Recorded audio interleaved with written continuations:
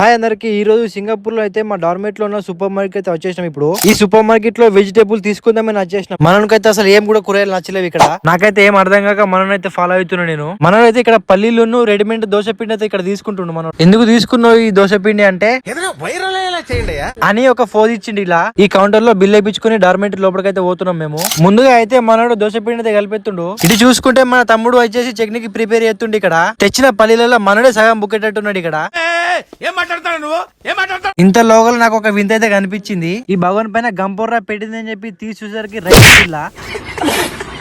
అయితే థాయిలాండ్ వాళ్ళు ఇలా కుక్ చేసుకుంటుంట. మీకు తెలిస్తే కామెంట్ చేయండి. యుద్ధానికి సిద్ధమా, దోశలు వేసేద్దామా అని చెప్పేసి మనోడైతే స్టార్ట్ చేసిండు. ఇక్కడ మనోడైతే ఒక క్వశ్చన్ అడిగింది నన్ను, టిఫిన్ లలో ఏది ఇష్టం అంటే నాకైతే ఇడ్లీ అని చెప్పిన.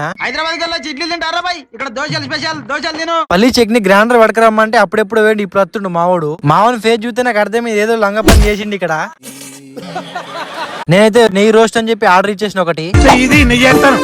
ఈ దోశలు అయితే నీళ్లు పోసినట్టే పోసిండు నెయ్యి అయితే. నేను ఆర్డర్ చేసిన రోస్ట్ దోశ అయితే అయిపోయింది. ఇప్పుడు దీన్ని టేస్ట్ చేసి ఎలా ఉండదో మీకు చెప్తాను. అసలు ఈ టేస్ట్ మాత్రం సేమ్ ఇంటికాడ తిన్నట్టే ఉంది మొత్తం.